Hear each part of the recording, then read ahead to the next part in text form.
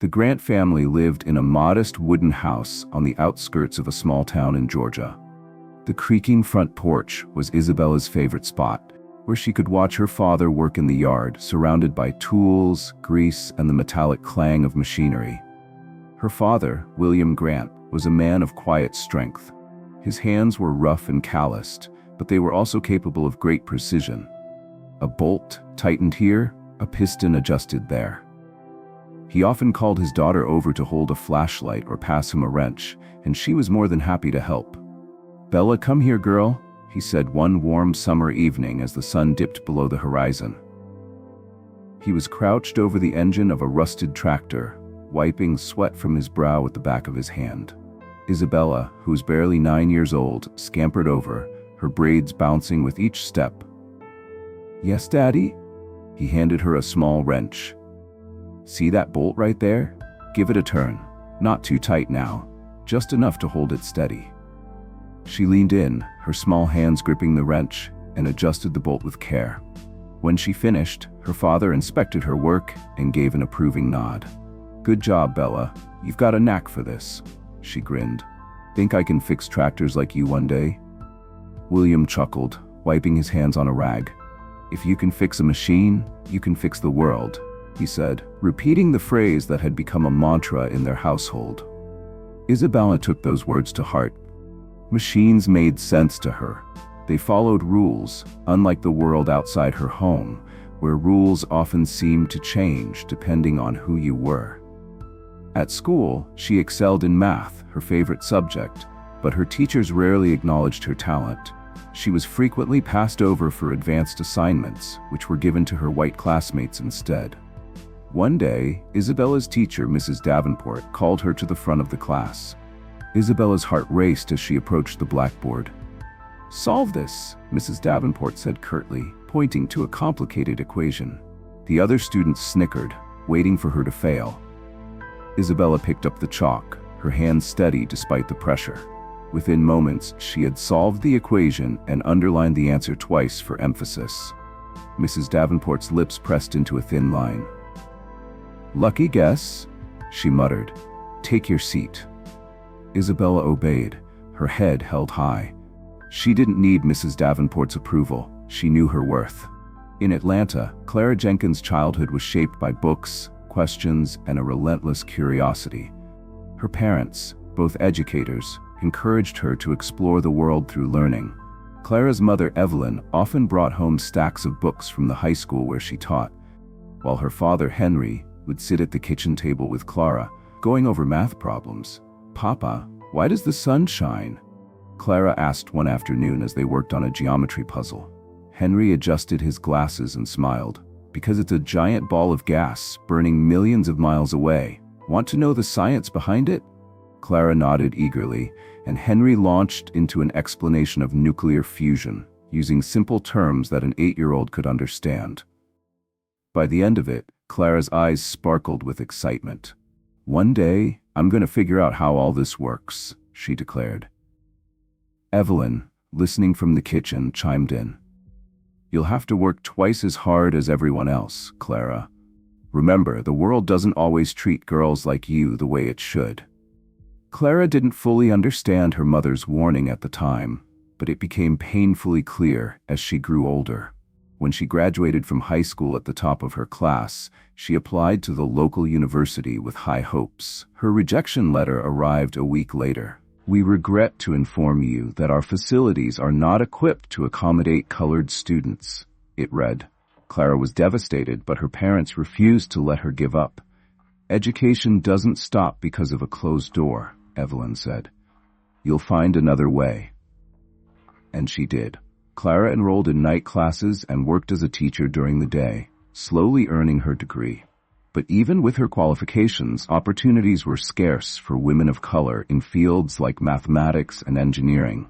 She eventually found work in a segregated industrial facility where her skills were valued but her presence was barely tolerated. In Mississippi, Maya Lewis grew up surrounded by poverty and prejudice. Her father, James, was a mechanic, and her mother, Lila, worked tirelessly to keep the family afloat. Maya spent most of her childhood in her father's garage, watching him fix cars and asking endless questions about how engines worked. "Girls can't do this kind of work, Maya," James said one day as she tried to lift a heavy toolbox. "Why not?" Maya shot back, hands on her hips. James sighed. "It's just the way things are." Maya refused to accept that answer. She began sneaking into the garage when her father wasn't looking, tinkering with old engines and teaching herself how to repair them. At school, she excelled in science and math, but like Isabella, she faced constant discrimination. Teachers often ignored her accomplishments, and classmates ridiculed her aspirations. One day, her science teacher, Mr. Perkins, pulled her aside after class. "Maya, you're one of the smartest students I've ever taught. Don't let anyone tell you otherwise." His words gave her the confidence to pursue her dreams. After graduating high school, she applied to an engineering program at the state university. Her application was rejected, not because of her grades, but because of her race. Undeterred, Maya wrote letters to state officials, attended protests, and demanded equal opportunities. It took years, but she eventually gained admittance to an all-white institution. The hostility she faced there was relentless, but Maya thrived despite the odds, graduating with honors. In 1961, fate brought Isabella, Clara, and Maya together at a research facility in Hampton, Virginia. NASA was expanding, and the need for skilled mathematicians and engineers was greater than ever. Despite their qualifications, the three women were relegated to a segregated office where they worked on basic calculations. Isabella's first day was a mix of excitement and frustration. As she entered the office, a white colleague sneered, "You don't belong in here, girl. This is for the real scientists." Isabella kept her head high. "I'm here to work, not to argue," she said calmly, taking her seat.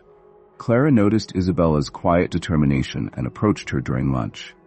"You're new here," Clara said, extending a hand. "I'm Clara Jenkins." "Isabella Grant," she replied, shaking Clara's hand. "It's good to meet someone who actually seems friendly." Clara chuckled. "Stick with me. We'll make it through this together." Maya joined the team shortly after. Her no-nonsense attitude and sharp mind quickly earned her respect among her peers. One day, as the three women worked late into the night, Maya looked up from her calculations and said, "You know, we're not just here to do their dirty work. We're going to prove we're just as good as anyone else." Clara smiled. "Better even." Isabella nodded. "Let's show them what we can do."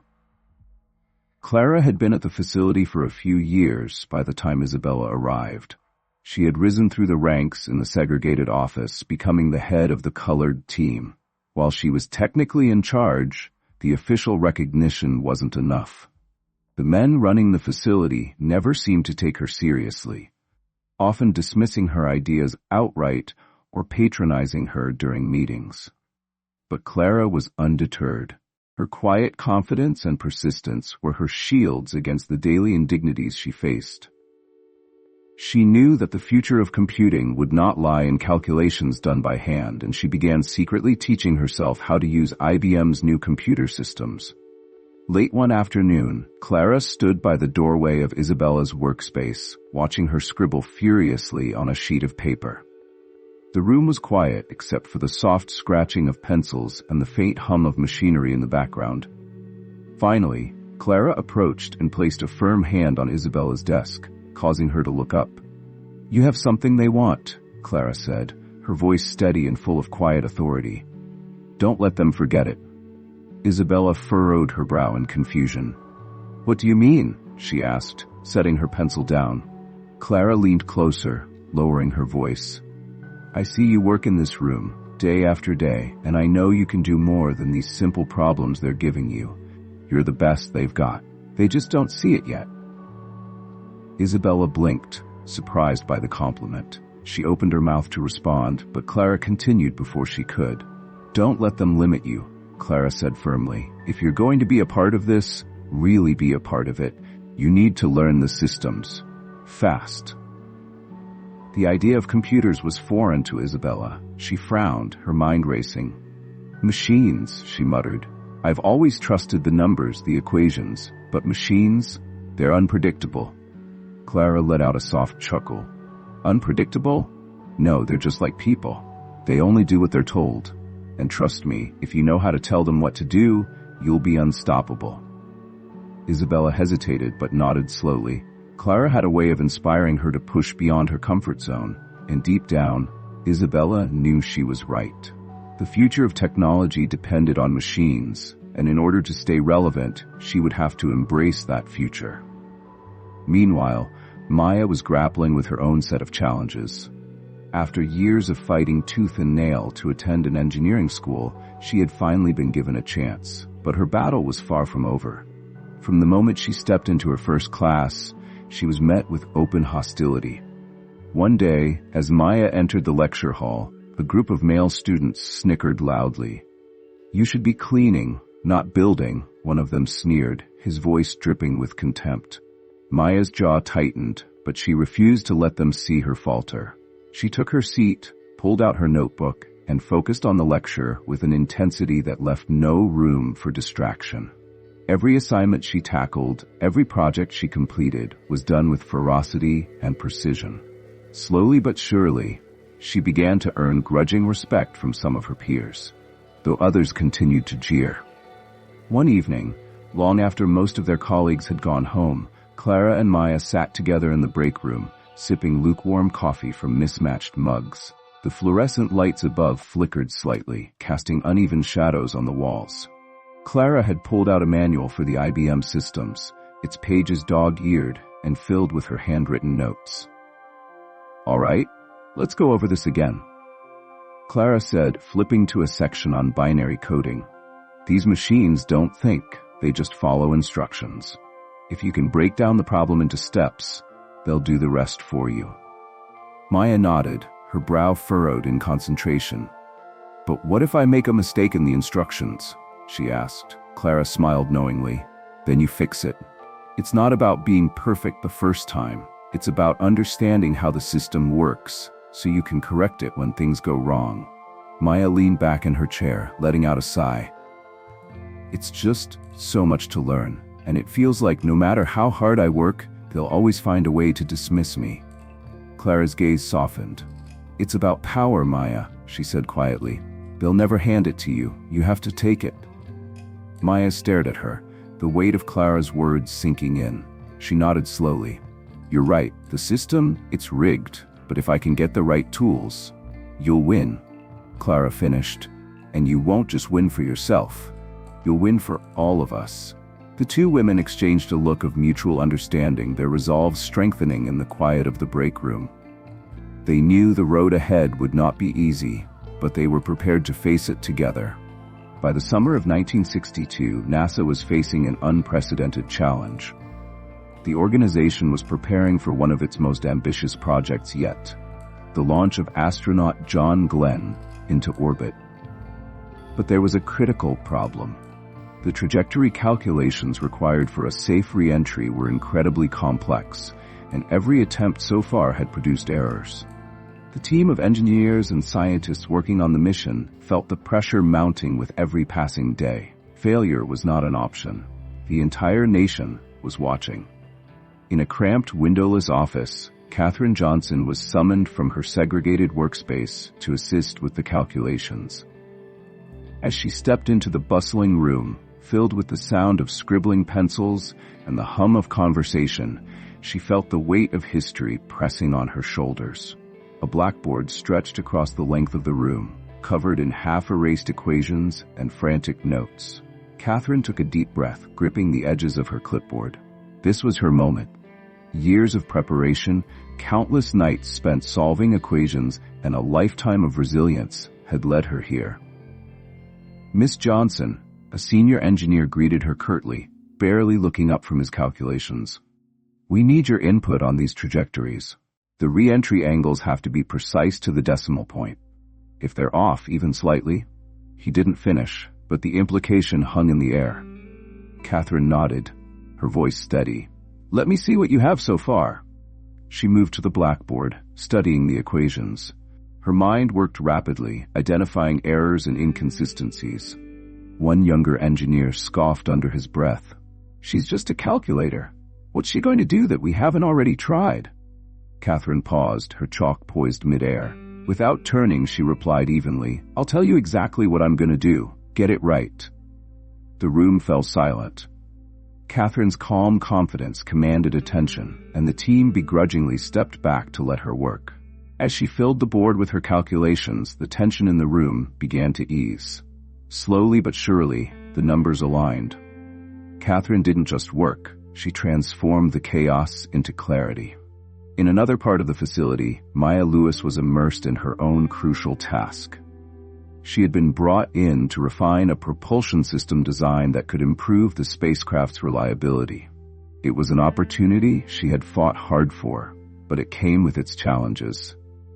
Many of the engineers on her team dismissed her ideas outright, offering condescending smiles or outright ignoring her during meetings.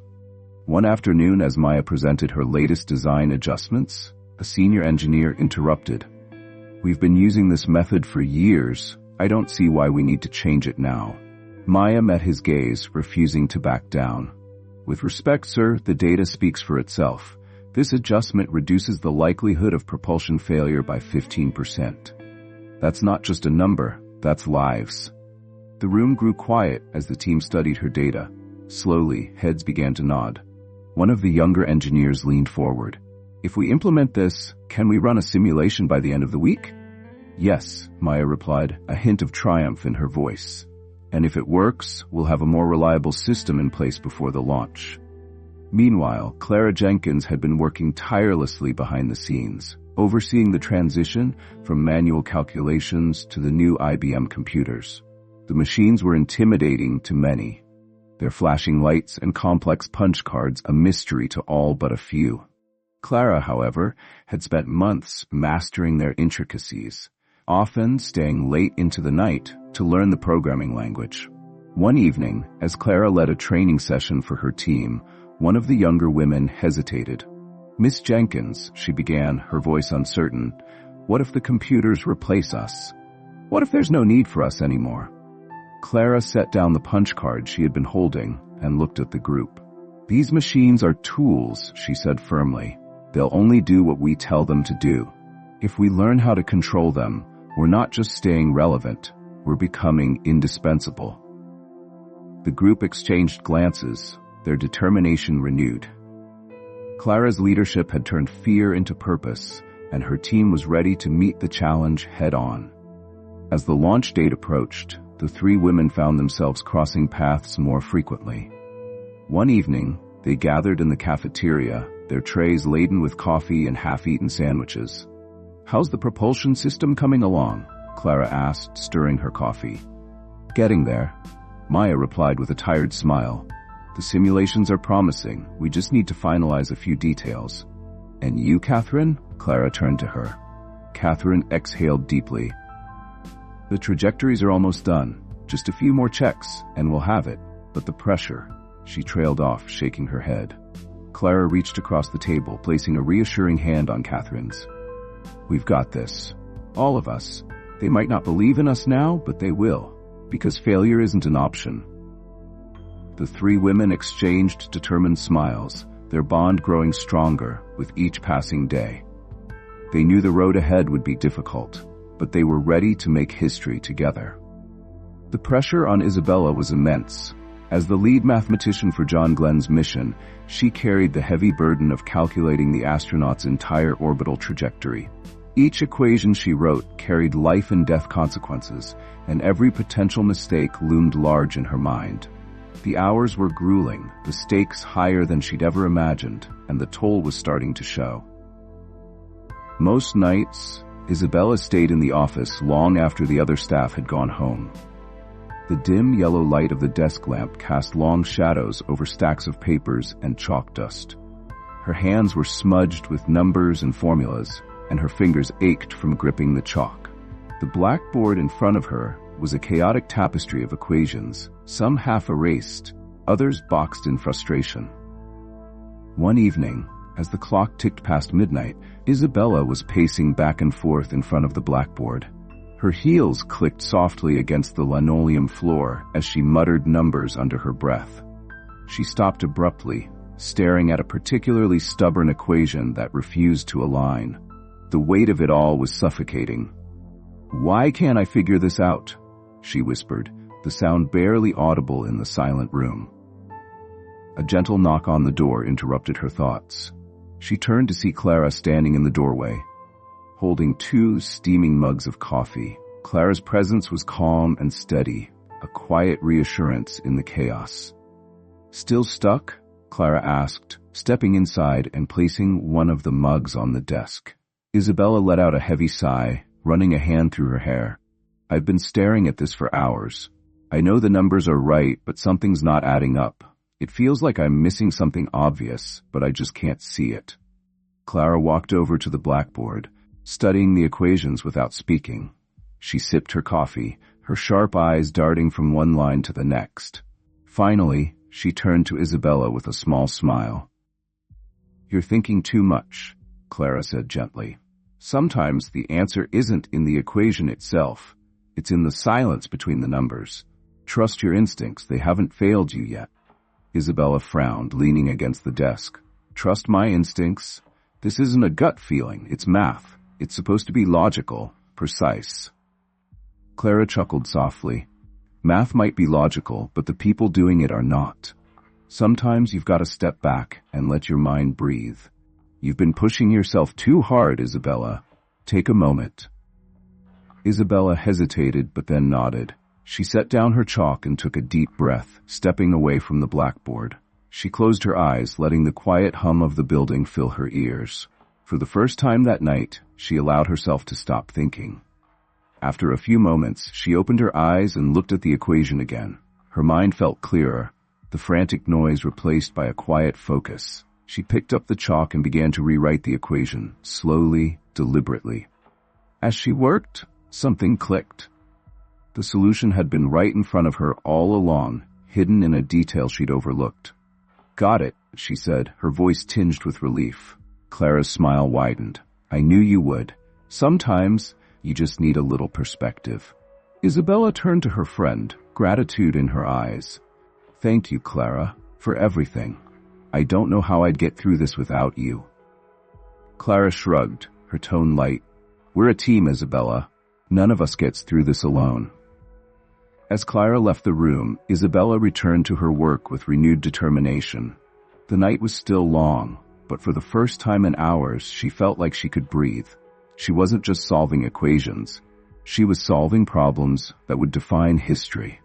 And she wasn't doing it alone. As the months passed, the atmosphere at NASA became increasingly tense. Every department was working tirelessly, and for Isabella, Maya, and Clara, the stakes felt personal. This wasn't just about launching a man into orbit. It was about proving that brilliance and determination could transcend barriers of race and gender. Each woman continued to excel in her role, though the pressure weighed heavily on all of them. The final weeks. The weeks leading up to the launch were grueling. Isabella spent countless nights double-checking her calculations, her desk buried under papers filled with intricate equations. Each variable had to be accounted for, every decimal in place. She often found herself talking through problems out loud, her voice echoing in the quiet room. One night, Clara stopped by with a steaming cup of tea. "You've been at this for hours," she said, placing the cup down gently. "You need a break, Isabella. Even your brain needs to recharge." Isabella shook her head, her eyes glued to the numbers in front of her. "There's no room for error, Clara. If I miss even one thing..." She trailed off, the unspoken consequences hanging in the air. Clara placed a hand on her shoulder. "And that's exactly why you need to rest. You can't carry the entire mission on your back. We're a team, remember?" Isabella sighed, finally leaning back in her chair. "You're right. This is everything I've worked for. Everything we've all worked for. I can't let anyone down." Clara gave her a reassuring smile. "You won't. You're the best there is, Isabella, and we've got your back." Meanwhile, Maya was deep in the engineering bay, overseeing the final tests on her propulsion designs. The hum of machinery and the clatter of tools filled the air as technicians worked around the clock. Maya's hands were steady as she examined blueprints, her sharp eyes catching every detail. "Louis, are you sure about this adjustment?" one of the engineers asked, holding up a diagram.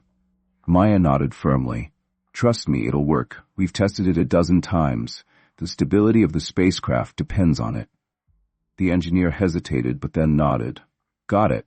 We'll implement it. As the engineer walked away, another voice spoke up behind her. They're finally listening to you.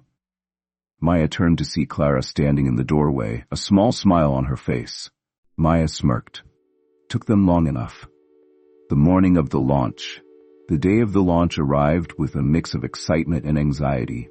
The air at the facility was electric, every conversation charged with anticipation. Isabella, Maya, and Clara met briefly in the break room before heading to their respective stations. Today's the day, Isabella said, her voice steady but tinged with nervous energy. Maya grinned. We've got this. All those late nights and headaches are about to pay off. Clara raised her coffee cup like a toast. To us, and to proving everyone who doubted us wrong. They clinked their cups together, a silent promise passing between them. This was their moment. The launch. As the countdown began, Isabella was stationed in the control room, her equations displayed on a screen in front of her. Her heart pounded as she double-checked the trajectory calculations one last time. Everything had to be perfect. All systems go, a voice crackled over the intercom. Maya stood in the engineering bay monitoring the propulsion systems. Her hands hovered over the controls, ready to intervene if anything went wrong. She exchanged a glance with one of the technicians, who gave her a thumbs up.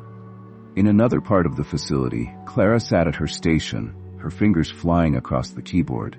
The IBM computers were running smoothly, their calculations syncing perfectly with Isabella's equations.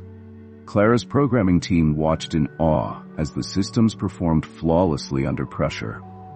This is it, Clara murmured, her voice steady. The countdown reached 0, and the rocket roared to life, its engines igniting with a deafening blast. The ground shook as the spacecraft descended, a trail of fire and smoke cutting across the sky. The room erupted into cheers, but Isabella, Maya, and Clara stayed focused, their eyes fixed on their monitors. Trajectory is stable, Isabella reported, her voice calm despite the adrenaline coursing through her veins. Propulsion systems holding steady, Maya confirmed, her gaze unwavering. Computers are running without a hitch, Clara added, her fingers poised over the keyboard. The orbit minutes felt like hours as the spacecraft reached orbit. The tension in the control room was palpable, every pair of eyes glued to the screens. Finally, the voice of John Glenn crackled over the radio. This is Friendship 7. All systems are go. The view is incredible. Cheers erupted throughout the facility. Isabella let out a breath she hadn't realized she was holding.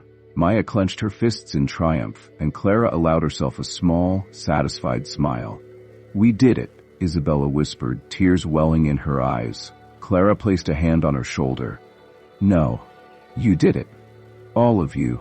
A historic success. As the mission progressed without a hitch, the three women finally allowed themselves to celebrate.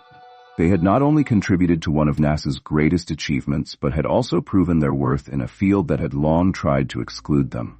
Their triumph wasn't just for them, it was for everyone who had ever been told they didn't belong. That night, as the world celebrated John Glenn's historic orbit, Isabella, Maya, and Clara sat together in the break room, sharing a quiet moment of reflection. We did something incredible today, Maya said, her voice filled with pride.